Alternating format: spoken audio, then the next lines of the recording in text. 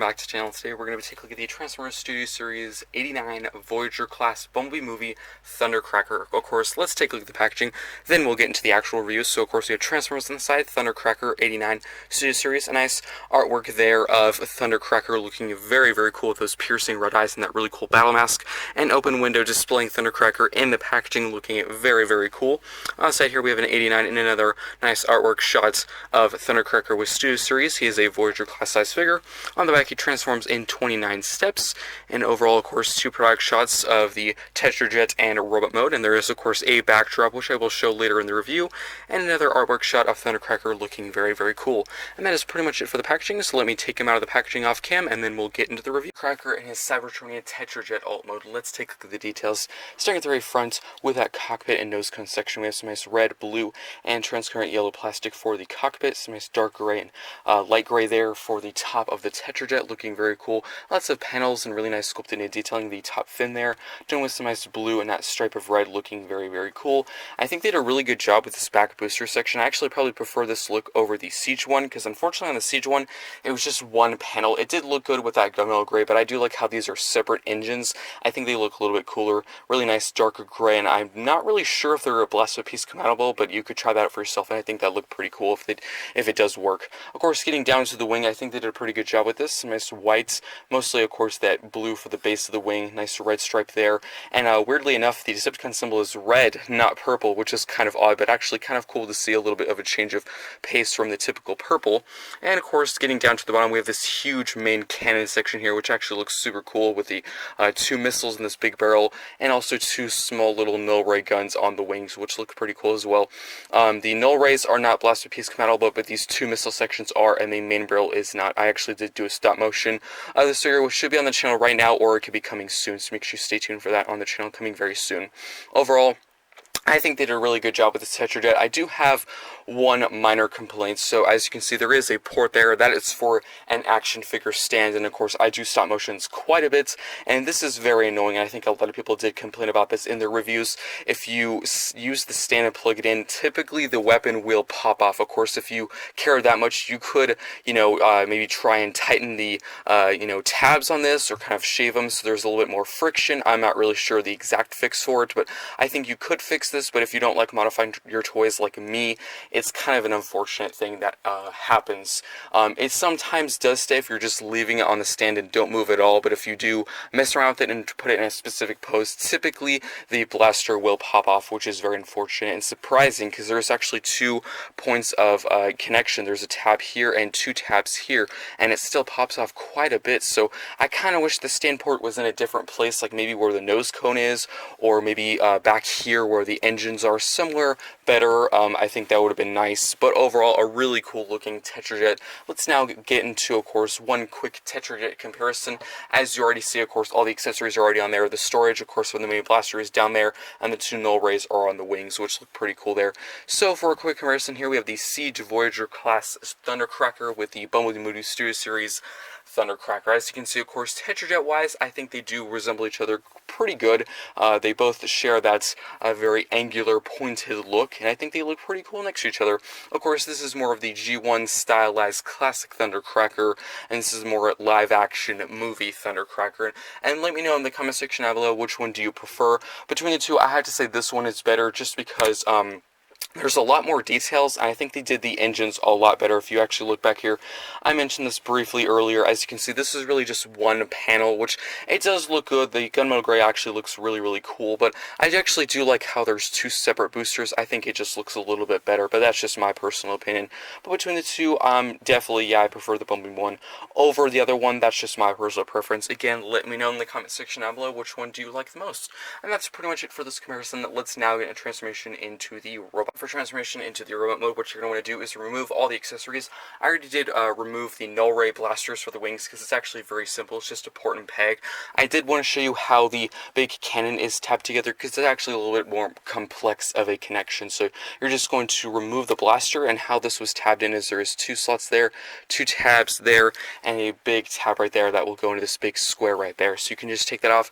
As you can see, of course, there's a lot of connections and tabs, and you'd think it's a very secure connection, but it's just just really not. I do hope for Thrust and Starscream it's a better connection, it stays more secure. But let's now get into transformation. So what you're going to want to do is separate this gray piece right here, bring these sections down just like that. You can then bring the arms up, and then you can use this hinge here and bring this out, which can be a bit of trouble. It can get caught on things. There we go.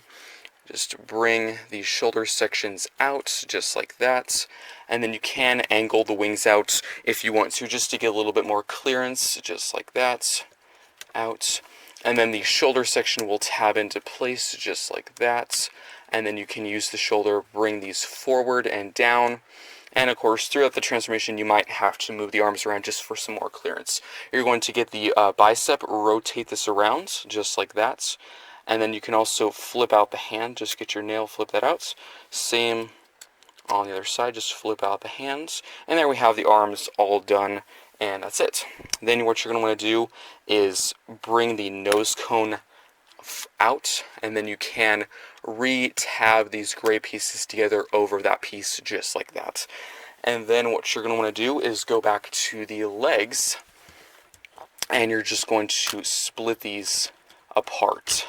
As you can see, for the connection, there was a slot here and here, and a tab here and there, and these sections here pretty much went around this whole top head section like that. You can then pretty much bring this entire assembly up like that.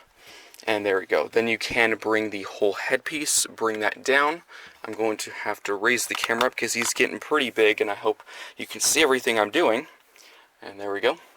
And now we can go to the wings. A very simple thing. You can just fold this whole piece up just like that. And then you can bring these little slider pieces out just like that. And there we have the wings and pretty much the entire top half completely done. You're just going to fold these little panels up like this. And then you can get this gray piece, fold that up and over, and over. And then you're going to rotate at the pretty much the hips of the figure. You can then fold this gray piece in, and then you can bring out the feet, just like that.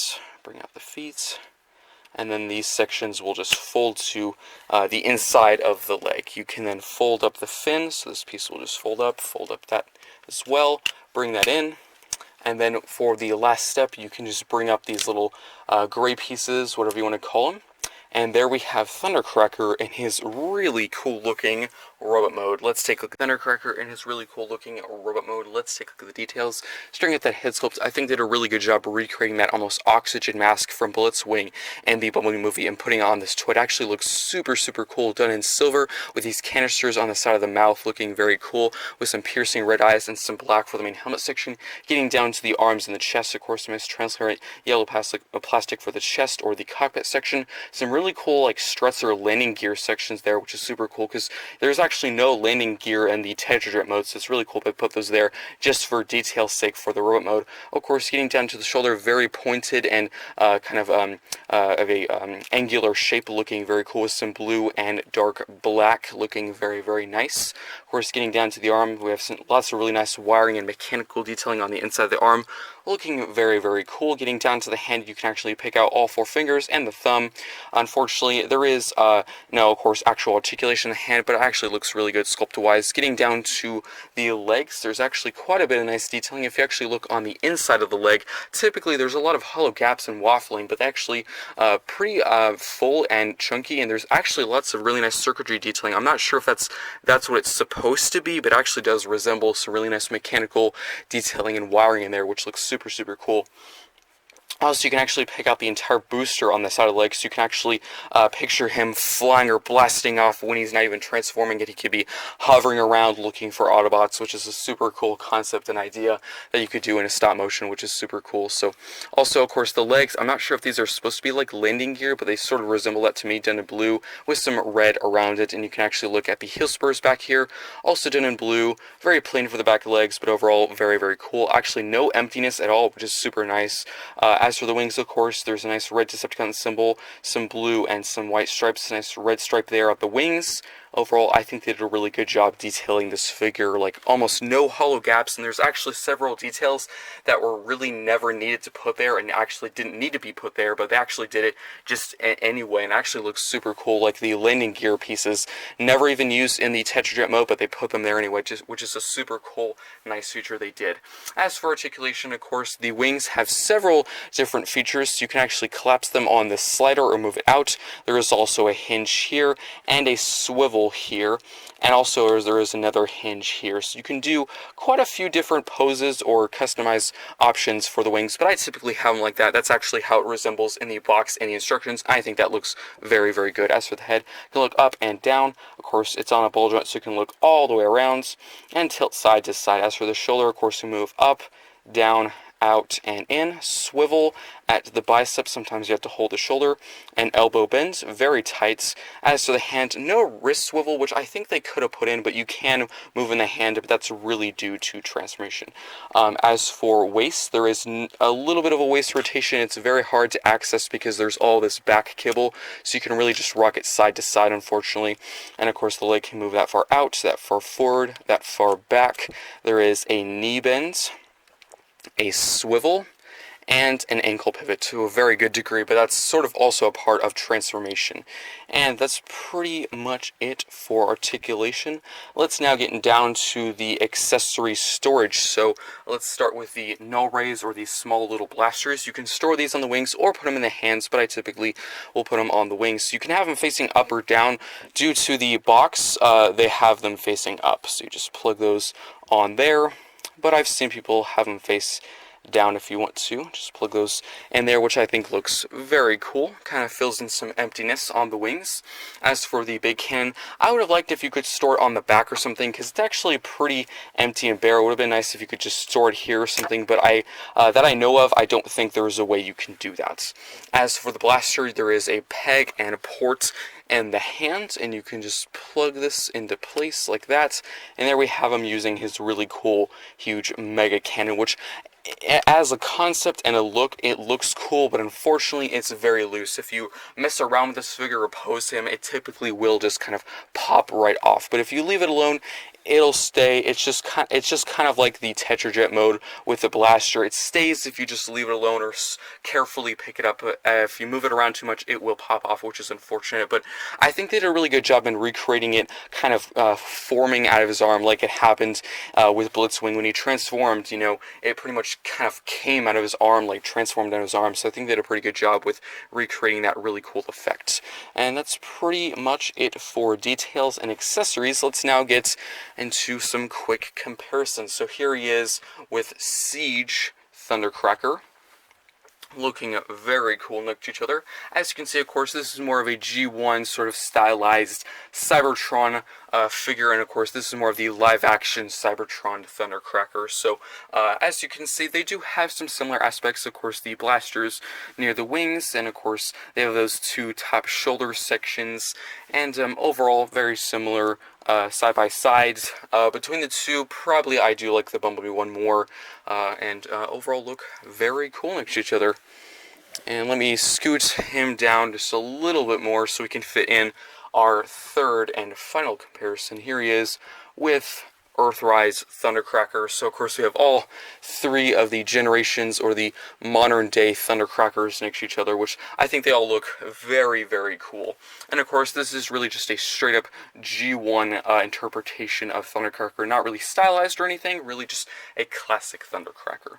But overall look very cool next to each other. Of all three, I'd have to say it would probably be the Studio Series or the Earthrise, maybe just by a smidge. These two here are actually really good figures. I do like the Siege one. There's just a few problems, like with the whole engine section, and the transmission can be kind of annoying at times to get these sections down. They can typically get stuck and be very annoying to position and transform, so that's just a minor complaints. But let me know in the comment section down below, which of these three Thundercrackers do you like the most? Earthrise, Siege, or Studio Series Bumblebee movie Thundercracker? Probably right now I'm going to have to say Thundercracker, but of course that could change over time. That's pretty much it for this comparison. Let's let's now get into the final thoughts for the Studio Series Bumblebee movie Thundercracker. For the final thoughts for the Transformers Studio Series Bumblebee movie Voyager class Thundercracker, starting the remote, I think they did a really good job with the remote. I really do love the sort of oxygen mask, sort of hazard mask style look for the head sculpt. They did a really good job with the piercing red eyes and the black for the helmet section. Looks super cool. And the wings, honestly, kind of a nice change of pace for the Decepticon symbol to be red and not purple. I do like how you can store these sort of mini sort of blasters or null rays on the wings. That's actually a really nice feature. And there's actually quite a bit of customization for the wings. You can compress them or extend them, sort of like this, which actually looks super cool in my opinion. You can also put the null rays up or down, of course facing up like this, or reverse facing down. I've seen people do it both ways. I prefer this look. That's just my opinion. And you can actually put them in some really cool poses. I've had a lot of fun doing that. I love, of course, all the details, like the huge boosters on the legs. It's actually a really nice feature. You could have them blasting off in a stop motion, or just for fun, you could put them in a really cool pose. I do have a minor complaint. Unfortunately, there is really no easy way to have a flight stand for this figure in the robot mode, because the only port that I have found for a flight stand is on the blaster, so you really can't use that in the robot mode. I don't think there is any one on the back. Typically, of course, the flight stand is on the back or near the butt of the figure, but I have not found one. Of course, do let me know in the comment section down below. I do know there is 2 ports there and there. It does work with my flight stands or action figure stands, but it is kind of a pain because, of course, it's only on one side of the figure, so it does have a tendency to lean to one side, and it can, of course, fall off the stand. So I don't think there's any just plain one that is easy to use, which I think they could have done a little bit better, but that is a minor complaint. Of course, accessory-wise, I do quite like the null rays and the really cool cannon. I think they did a good job, of course, recreating that really cool look that Blitzwing had, where it sort of forms out of his hand or his arm, which is a super cool feature. Unfortunately, the blaster is quite loose in his arm and both arms. That could just be my copy.